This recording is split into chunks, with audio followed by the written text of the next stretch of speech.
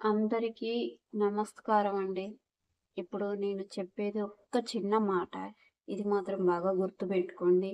ఇది ఎలా అనిపించిందో, నేను చెప్పేది ఎలా అనిపించిందో ఒక కామెంట్ చేసి తెలియచేయండి. మనం ఒక్క పూట ఉపవాసం ఉన్నంత మాత్రాన మన ప్రాణాలేమి వెళ్ళిపోవు. మన ప్రాణాలేమి పోవు. ఒక్క పూట ఉపవాసం ఉంటే ఏమీ కాదు.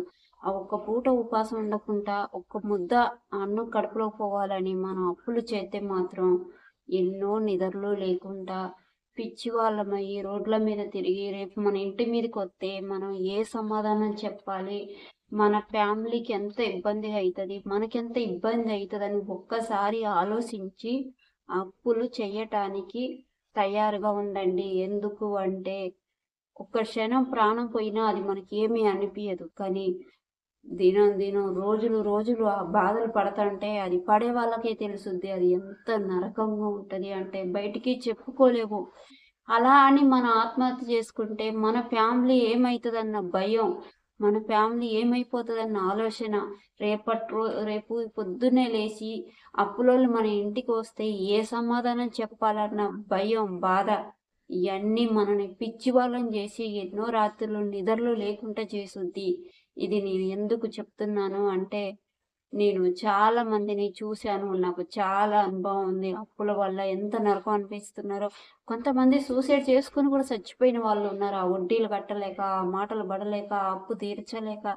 వాళ్ళు అలా చచ్చిపోయినా, వాళ్ళు పోయినా వాళ్ళ ఫ్యామిలీకి ఉంటదే నరకం. వాళ్ళు ఎంత నరకం అనుభవిస్తారు. చిన్న చిన్న పిల్లల్ని వేసుకొని కొంతమంది పెద్ద వయసు వాళ్ళు భార్యలు ఎంత కష్టపడతారు అన్నది ఒక్క క్షణం ఆలోచించండి. అలాంటి నిర్ణయం తీసుకుంటే వాళ్ళు మాత్రం ప్లీజ్ అండి, నేను ఇంతగానో అడుగుతున్నాను అంటే ఎందుకు అంటున్నానో, ఎందుకు చెప్తున్నానో అర్థం చేసుకోండి.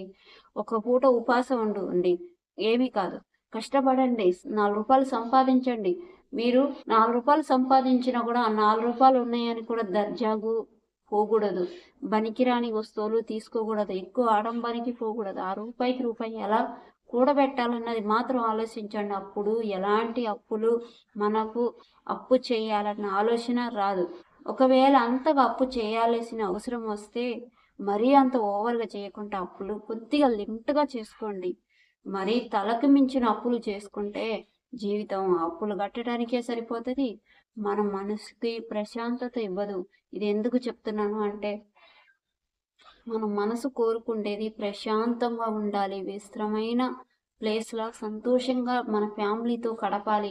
ఒక సంతోషంగా ఒక ముద్ద మనం కష్టపడి మనం సంపాదించుకొని ఎవ్వరితో మాట పడకుండా బతకాలి. మనం ఒక ముద్ద మనం సంపాదించుకొని తినాలి. మనం మనశ్శాంతిగా నిద్రపోవాలి. ఇదే మన మనసు కోరుకుండేది. ఇదే మన మనసుకి ఇవ్వకుండా ఆలోచనలు, భయాలు ఇవన్నీ ఇస్తే మన మనసు తట్టుకుంటుందో లేదో తెలియదు. కానీ మన ఆలోచనలు మాత్రం అస్సలు తట్టుకోలేవు. మన మనసుకి కావాల్సింది ప్రశాంతత, కడుపు నిండా సంతోషం, మన ఫ్యామిలీతో ఆనందంగా ఉండటం. ఇదే మన మనసు కోరుకుండేది. ఇది నిజమేనా కాదా? నిజం అనుకుంటే ఒక చిన్న లైక్ చేయండి.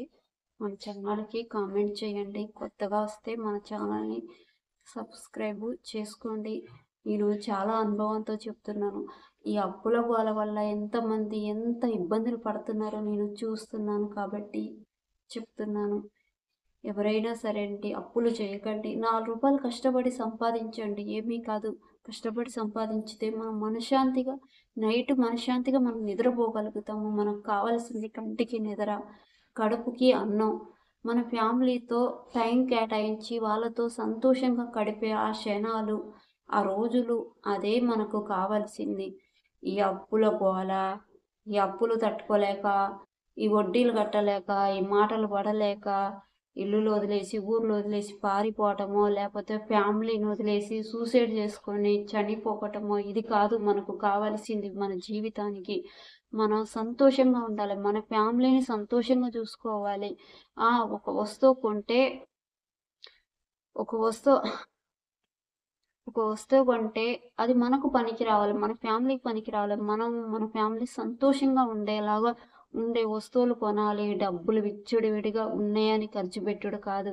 అవి ఖర్చు పెట్టి మళ్ళా మల్లటి రోజుకి మళ్ళీ రోజుకి అప్పులు చేసి అప్పులు తెచ్చి మళ్ళీ ఆ అప్పులు తీరలేక ఇంకొకడు అప్పులు తెచ్చి ఆ అప్పులు తీరలేక ఇంకొకడు అప్పులు తెచ్చి తలకు మీదిని భారాన్ని పెట్టుకుంటే మనం ఈ జీవితంలో బతకటం గెలవటం చాలా అంటే చాలా కష్టం. ఒక రూపాయి సంపాదించుకోండి. ఒక్క పూట ఉపాసం ఉన్నా ఇది లేదు, అది లేదు అని బాధపడకుండా కష్టపడి సంపాదించుకొని పలానా వస్తువులు కొనుక్కోండి, సంతోషంగా ఉండండి జీవితంలో. కానీ ఇలాంటి ఒక వస్తువు కొనటానికి కూడా అప్పులు అవసరం లేదు. మీరు కష్టపడి కొనుక్కోండి ఆ వస్తువుని, ఏమీ కాదు. ఎవడు అడగడు కూడా. అదే మీరు అప్పు చేసి అప్పు తీరలేక అప్పులు కట్టలేక కష్టపడతా ఉంటే ఇంటి మీదకి వచ్చి గొడవలు చేస్తుంటే మీకు చులకన ఉంటుంది, మీ ఫ్యామిలీ చులకన ఉంటుంది, నలుగురు నాలుగు విధాలలో మాట్లాడుకుంటారు. ఇవన్నీ అవసరం లేదండి. అప్పులు చేయమాకండి ప్లీజ్ అండి. మిమ్మల్ని కోరుకుంటేది నేను ఒక్కటే, కష్టపడి సంపాదించుకోండి. నా వీడియో ఎలాగ అనిపించిందో మీకు మంచిగా అనిపిస్తే లైక్ చేయండి, కామెంట్ చేయండి ప్లీజ్ అండి. మిమ్మల్ని కోరుకుండేది అప్పులు మాత్రం చేసి అప్పుల జోలికి పోకండి.